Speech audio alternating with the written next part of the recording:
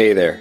Welcome to Spiritual Unraveling with Ashley and Nate, a podcast about the sometimes messy process of spiritual awakening. We invite you to listen in as we discuss spiritual topics and themes showing up in our personal lives and out in the broader world. We promise to always bring our grounded and lived experiences to the exploration of these topics. We know that the process of awakening can sometimes be lonely and even scary. It is our intention to remind you that you're not going through this alone and that we're all in this together. Thanks for tuning in and enjoy the episode. Welcome everyone to Spiritual Unraveling with Ashley and Nate. Ashley, how are you doing today? I'm pretty good. How are you? I'm doing good. I'm intentionally taking a cue from you on starting our podcast a little slower and with a little more interest in our rapport. You and I chat all the time, and sometimes when we hit record, I kind of move right into let's get to the topic. So I'm just slowing down a little today. So hopefully everyone's okay with that.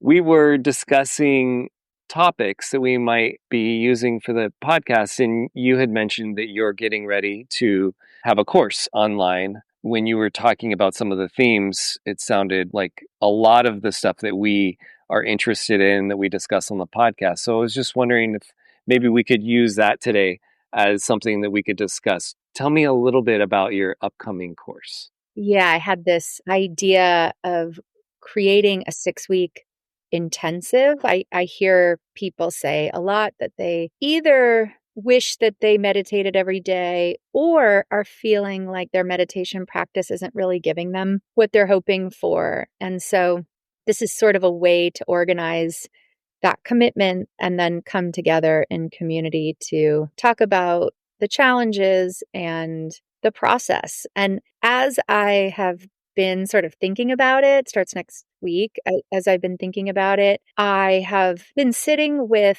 the how of sitting in meditation in a fruitful way, but also the why. Why do we do it? And I think for me, the joy of meditation is when it's hooked into the why. Definitely not when it's hooked into shoulds. I don't know that that's going to bring people much if your practice is connected to shoulds. But the why of connecting, sitting in silence, or creating space for yourself could be any kind of meditative practice, connecting it to spiritual awakening.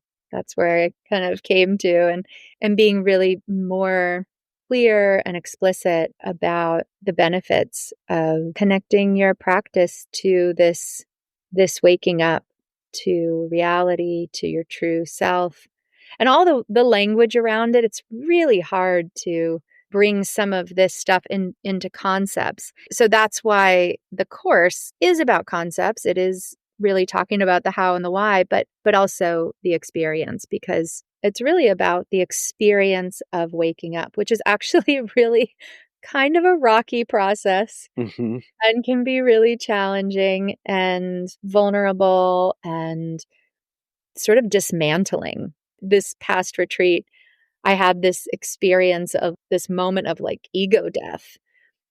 And, when you get close to ego death of any sort, there's like this massive fear that comes up. And then on the other side is this total bliss. So we have, it's like both sides of that are always there. And so if you can just have some bit of guidance, some people are needing right now is just a little, we're so inundated with so much information. Yes. About all of this. So just a little bit of guidance for the journey.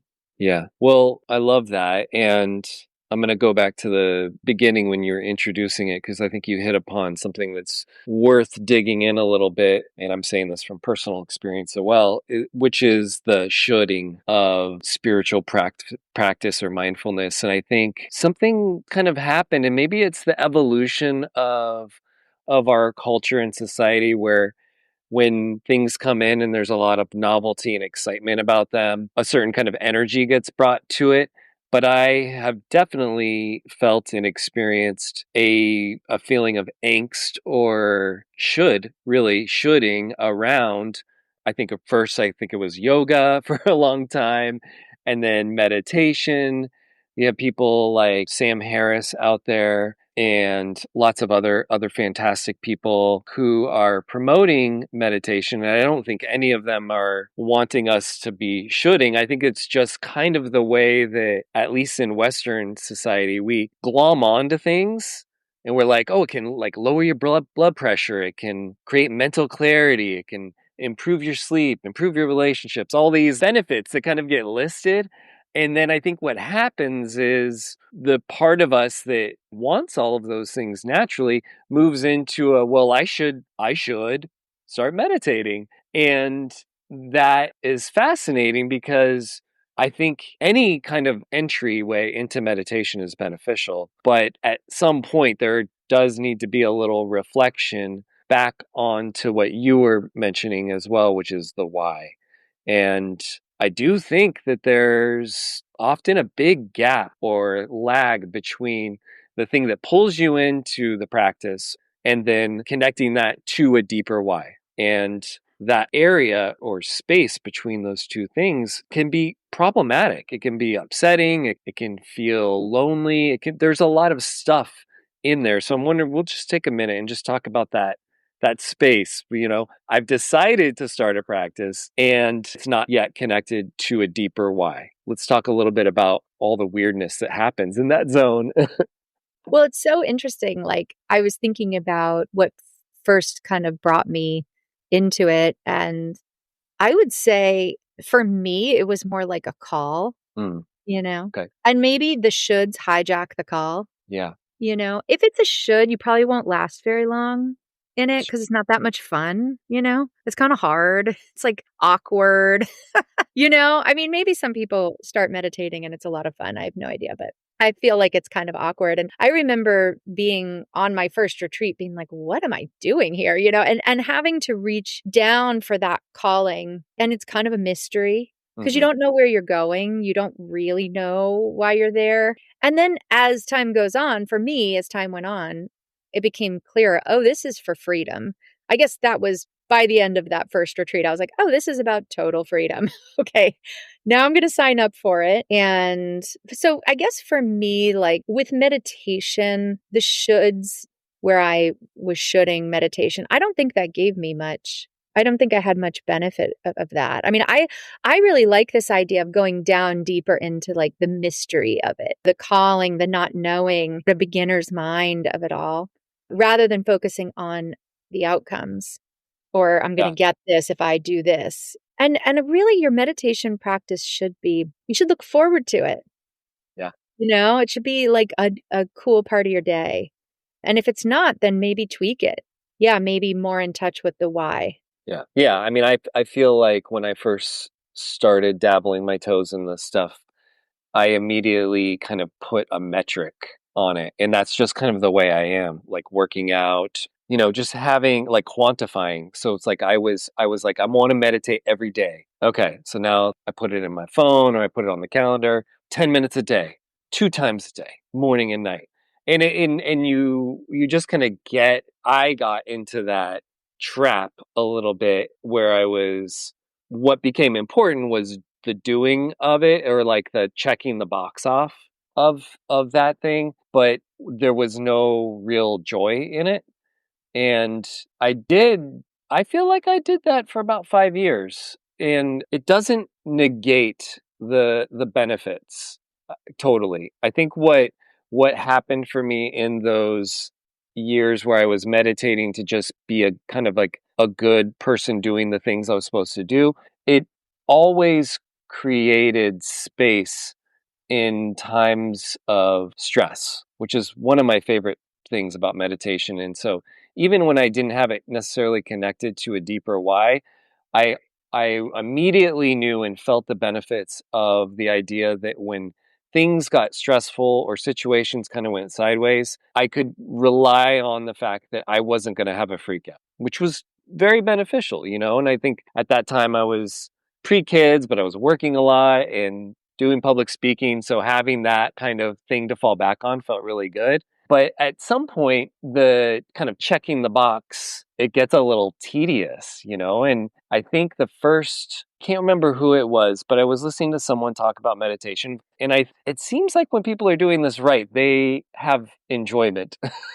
And that it's pleasant, at a certain point. And I think moving it to a place of playfulness and replenishing was the first move for me that got me to kind of a different level of meditation where it stopped being a task and the goal stopped being the goal to just do it. And the goal then became, I'd like to have actually a little bit of joy or pleasure at the end. I'd like to come out of this with some soothing or ease. So I feel like maybe that was my first big shift with tapping into something different. Hmm. And I don't know, you were mentioning that somebody in your retreat was talking about idea of when you're doing like a guided meditation around a visualization, and then you're like, well, I don't want to, what if I visualize the wrong thing? And yeah, so I feel like when you're in the kind of task oriented, then you also slip into the judging or trying to quantify, or you're evaluating, that's the word, evaluating your meditation as you're in it, which it doesn't lead to what I started to want, which was a pleasurable or joyful experience. Mhm. So Yeah. I don't know. Go Well, ahead. even I would say the word productive. Like I've been Yeah. really thinking about, why the kind of the like getting into the what happens when. So in the moment, like let's say somebody's realizing that their mind is hijacking the meditation because they're trying to get it right. Well, that's this beautiful moment of seeing the mind, being separate enough from the mind and its activity to Mm, begin to like see what it's doing. yeah. And then you don't want to go into a judgment of that. That's what the point is. The point is to bring space between you and your mind to begin to just be able to see your mind, to be able to work with the kind of habitual nature, the activity of the mind in a different kind of way. And you don't do that just during meditation. You can sort of do that and notice your mind in every moment, and recognize it. But there's something about quieting the body and, the particular meditation that I learned from Adyashanti is to really move into this kind of spacious awareness, which really the mind arises in that spacious awareness, but it just an aspect of it. So the mind doesn't really have the center stage. It's not in charge. It's not controlling the whole thing, and so then that starts to create. I think what ends up feeling like challenging or awkward, or there that's the beginning of the dismantling. But there's this Mm,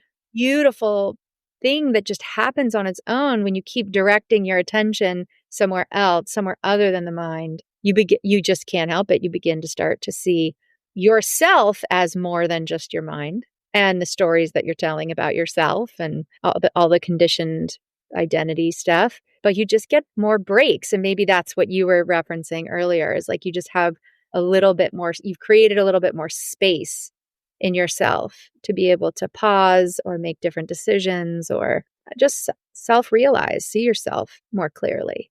And it's interesting on the retreat this past time during the guided meditations, there was a lot of direction to be with whatever's arising without judgment. That's just basically the whole the whole yeah. uh, direction. And when people would share, there was a lot of judgment. It was almost like, it's so interesting how it's even we can't even often identify when we're being judgmental because it's such an ingrained part of who we are and how we've been conditioned. So to begin to even work with judgment and evaluation and try to dismantle that is really challenging because it's at the core of our culture. It's at the core of our identities.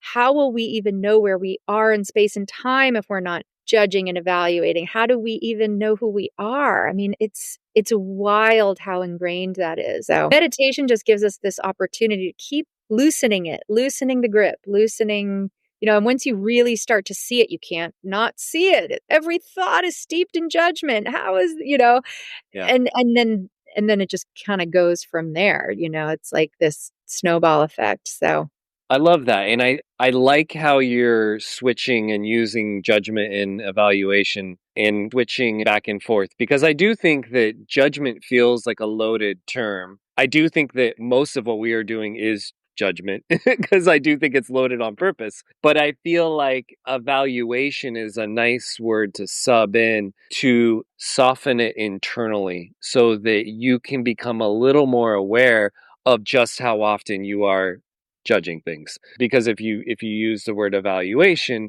you realize, oh, I'm constantly assessing or evaluating things, and there's nothing wrong with that inherently, but when it's overdone, geez, it can be incredibly exhausting. And so when we're talking about this, I love that kind of you're at a very basic level. What you're going for is awareness and non-judgment in the meditation. And what's fascinating is, before I was talking about how like trying to reach a state of joy or get pleasure out of it. And I think as we're talking, I'm realizing the joy or the pleasure is actually just relief from those part of your brain just being so overwrought, the kind of constant evaluation, judging, and assessing. And when you can kind of bring awareness to it and then give yourself grace to just have it and kind of loosen the grips on all of that, then you get that the joy is actually the joy of feeling a lot more ease and relief from that constant kind of brain machinery going. Yeah, I mean, I would go as far as to say that judgment and evaluation are completely made up things. Like they actually don't, like nature isn't in judgment and evaluation. I don't think they're actually aspects of reality. I don't think they're necessary. I mean, maybe if you're assessing where to plant your next crop, Yeah. or which tree to hide in, you know, Yeah. to I don't know, like but I don't think that the judgment and evaluation that we are consumed with in our moment to moment experience is necessary. In fact, I don't even think it exists in reality. I think we made it up, and I think it's addictive. I think it's habitual. And I think when you really work with it all the way to its end, it isn't relevant. So for example, maybe something quote unquote bad happens and you have judgment. This thing happened. It's bad. Time passes and it turns out all these beautiful things came out of that. And so maybe that was the best that ever happened. And so, we really, if it, once you release judgment and you come into acceptance of all of life, all of yourself, all of the things that happen to you, and you move out of judgment, you can really see how false that whole concept of judgment was to begin with, and how much it holds people back from true living, true expression. And true living, true expression, all that means is just being yourself and accepting who you are. I mean, accepting what happens to you, accepting all the parts of you. Yeah. And how could that be wrong? If you really think about it, how could it be wrong to live in total acceptance? It's just hard to get there.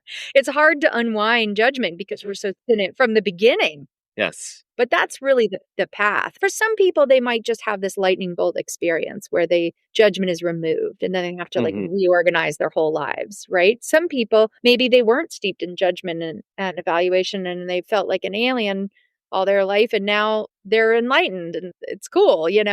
But I think for a lot of people, and definitely for me, there was just been a journey and it will always be there, this noticing and working with these aspects of the mind that hold me back from feeling at peace, Yeah. feeling free, feeling loving and accepting. And I think that's ultimately who we really are. I think we're not meant to be in judgment. Yeah. Yeah, I agree. I mean, I agree with so much of what you said. And I think for me to just kind of release some of the pressure, I like to think about those things as dials. And for baseline for most of us is that judgment is somewhere at like a 9 or a 10 out of 10. And what would it be like to be at a 7? Would it, it would probably be pretty amazing. And it doesn't mean for those of us who are, I think it's kind of a radical idea to think that judgment doesn't exist. I agree with you that it is a construct.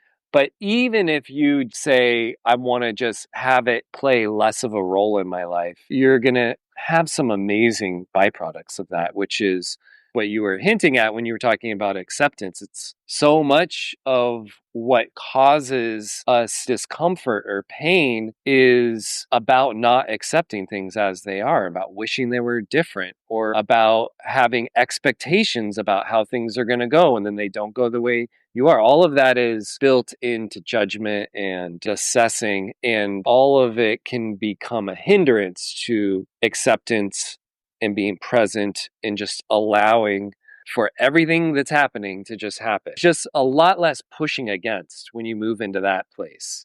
And again, I like to think of these as dials, right? Like turn judgment down, turn acceptance up. And that's a nice recipe. It's going to create a lot more ease in your life. Yeah. Yeah. You certainly don't want to be judgmental, bring judgment in around being judgmental, Yeah, right. being judging. Yeah. I think there's a way, I think what you just said was really helpful. Like, noticing how these aspects of the mind sort of hijack the present moment. And when we can, I mean, that's the point, it is to be able to come more and more and more into the present moment, because I think we're missing so much what sort of our birthright of being alive is all about. Yeah. Here to experience the present moment and everything that's arising in each moment. And when we can get closer and closer to that presence, I mean, I think that's what spiritual awakening is. It's waking up to what's here. And if you're waking up to, oh, judgment's here, that's all that it takes. Yeah. It doesn't take more than that. Oh, judgment's here. Judgment was keeping me from this present moment, or it could be anything, Well, I so think that's helpful though, like because it kind of can let you off the hook a little bit, because what you're saying is that you don't have to do anything with it other than acknowledge it. That is like such a huge piece of that thing, which is, you don't have to fix yourself, you don't have to do it better, you don't have to do any of this. The acknowledgement of what you're feeling, what you're experiencing, what your mind is doing is the probably the biggest part of all of this. Then that gives you that sense of relief. It also moves you back into wholeness, because there isn't a part of you that you're not allowing, or that you're frustrated with, or that you're not integrated with. You're just saying, oh, there's judgment. And I love also what you were talking about with experience. It's such a weird thing. It's really what life is. It's an experience, especially if you're like us and you believe in a soul and you believe in an afterlife and you believe in multiple lives, and you really do move into this place where you're like, the earthly incarnation is about experience. It's like literally that is why we come here, is to have an embodied experience. And so if you move into that energy, then you can let a lot of stuff off the hook, and then you start to get a little more playful and a little more light. That could be kind of an exciting thing. And I use the word embodied because you also, when you were talking about your course, you were talking a little bit about how we sit in our body with meditation too. So I'm wondering if you want to jump on that.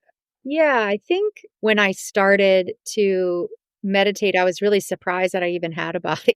I think I just would spend so much time from the neck up in my concepts and my ideas of life, my ideas about myself, that to just bring my attention down into the body was just an incredible experience in learning to live more from a different place. I mean, I feel like I don't even know how to describe what the process is, but the outcome has been more relaxed in my body, more listening to my body, being able to listen more to intuition, and just being more present. So I'm not sure why bringing your attention down into the body.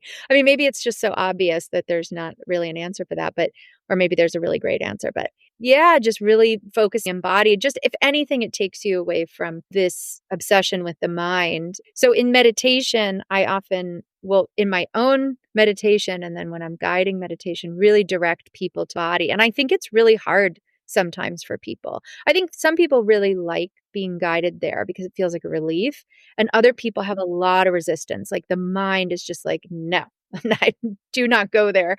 And so working with that resistance is really helpful in deepening presence. But, you know, this just brings me to this one piece that I think is really hard for people, especially like on these long retreats or even just a regular meditation practice is, they get bored right away. Like there's just this boredom. There's not a whole lot happening when you're just kind of relaxing the body, coming into the body, focusing on the breath. Maybe that's part of your practice, opening up just to spacious awareness. It gets very quiet. And the mind has a lot of resistance to that. Yeah. And so there's this deep invitation into being. And the mind's like, what's that? We don't like that. Let's hijack this. And Yeah. so, but if you can stay with it and just keep kind of turning toward that quiet, this is where the why of this course is going to come in, because it's like, well, why? Why do we do that? If it feels awkward or there's resistance, our first reaction is going to be to like pull away from. Why do we stay with it? Where is it taking us? Because it's kind of like nothing. There's nothing. Silence, silent nothingness is what really you're bringing your attention to. So the why of that is something that we're going to explore, because, just training yourself over and over and over again to tune into that silence and tune into that relaxation, tune into the body, starts to open up a different, even just way of being in the world, a different voice, that might be a lot deeper than the mind, a different sense of presence that can slow things down so that you're not as reactive from the mind. There's just all these benefits to going there. But I think that is challenging for people to meet that resistance and keep going, keep opening to it. Yeah, yeah. And I think one of the benefits of embodiment during a meditation practice is that for me, it can feel like an easier place to go, like when I'm experiencing the boredom you discussed, or even maybe discomfort that comes up during meditation. The nice thing about having a part of that be around becoming more embodied is that you can move into your breath, or you can move into your posture, or you can do these things that give a little bit of your busy mind something to do. Like, hey, I want to draw my focus down here. But then in that process of doing that, it actually silences the mind and it can bring you more into the present moment. So it has that benefit of relieving some pressure, at least for me. And then I'm curious now, because you've said it a couple of times around the why. What's the why? What's your why? I So know I'm sure the why is different for everybody, but these days, and it's probably also a moving target, what is your current why? I think if I was going to say it, the most directly from my own experience is self-love, but it's bigger than self-love. It's like self-love in the name of freedom, self-love in the name of truth, self-love in the name of peace and quiet and being of service. Being of service really meaning being myself, Yeah, because I do think everybody is of service when they're being their authentic selves. Yeah, self-love, and then self-acceptance, self-forgiveness, healing, and then freedom to be yourself. nice. Just that. That's it. That's all. Yeah. Yeah. Yeah. Like when you can get past the story of you and the story of your wounding and your traumas and your underdeveloped parts and the ways that the mind has created all those stories to protect you, and when you can see the truth that you are whole and perfect just as you are, there's this whole world that opens up that is actually super exciting, even though it's maybe not as dramatic as the stories in the mind, possibly. It's much more grounded in like peace, a sense of stability or peace or groundedness. But it's still, nonetheless, like, for example, this morning, I let my dogs out early, and there's just some owls that have brought a nest in pretty close because they're just pretty loud and doing their thing close to the house. And so in the early dawn, I heard them. They were so close and I saw the nest. I was like, "Oh my God, I can see the nest. This is amazing." And then later in the morning when I went out to just check out the nest, all these crows were circling the nest, trying to get, I think, maybe to the eggs. I think there's probably some eggs in there. And so I'm watching for like 10 minutes. 10 minutes didn't have really probably these crows trying to, and this owl fighting off and defending her nest. And I was just like, that's so cool. Yeah. You know, it's like, was that available to me? Probably not. I probably wouldn't even have heard them or would have been. I just think that our minds can be so consumed with the management of bending and resisting and, running stories that we don't notice this other stuff that's happening. Maybe somebody's like hearing that story and being like, I don't know. The owl thing doesn't really get me, but for me, that's my jam. I love birds. And so for me, that really drew me in, notice that. On the last show, the picking up on a different signal, right? In the all sorts of signals out there, and one of them is the nature signal. When you're in busy go go go mode, you're not listening to the owl. You're not wandering outside with curiosity and watching David Attenborough thing going on in your backyard. So in that level of, changing the dial, that all comes from reflection and presence, all things that are benefits of having, some kind of practice. Yeah. Yeah. I think that for me, I had a very strong call Yeah. that, and I, for whatever reason, signed up and listened to that call. And it's not, I'm no saint. I'm not saying anything. That's a mystery to me why this process of awakening really called me. Yeah. When it did, and I really listened to it. And maybe it doesn't call everybody, and it's not. But if it calls you, I would say, oh my gosh, it's incredible. Stay with it. It's worth it. But it's not easy to unwind those aspects of the self because they were created with such strong intent to protect and to manage and whatever your version of chaos was in your childhood. And so they're really ingrained, and then just our cultural conditioning is so strong and really steeped in unworthiness. And so you just have to work through that stuff. You have to feel it and be with it, but it's worth it. That's why I'm do all the things that I'm doing to create containers for people to work with this stuff in a safe place. That's my goal. Yeah. I love that. And I will share my why, because when you were talking, you were getting at my why. And for me, the why that I'm most lit up by right now is soul integration, or integration, coming back to wholeness. And when you were talking about the call, I was literally just thinking to myself, it's like your soul is calling you back to it. Come back to all of you, and bring all of this vast eternal experience and wellspring that exists. Just bring more of that, all of that, into this life, into this moment, so that you can just be so expansive and present and experience things from a more whole and integrated level. So, yeah, it's the call of the soul. Yeah, I love that. I love that. Remind me again, what's the name of the course? So it's called Going Deeper. Uh huh.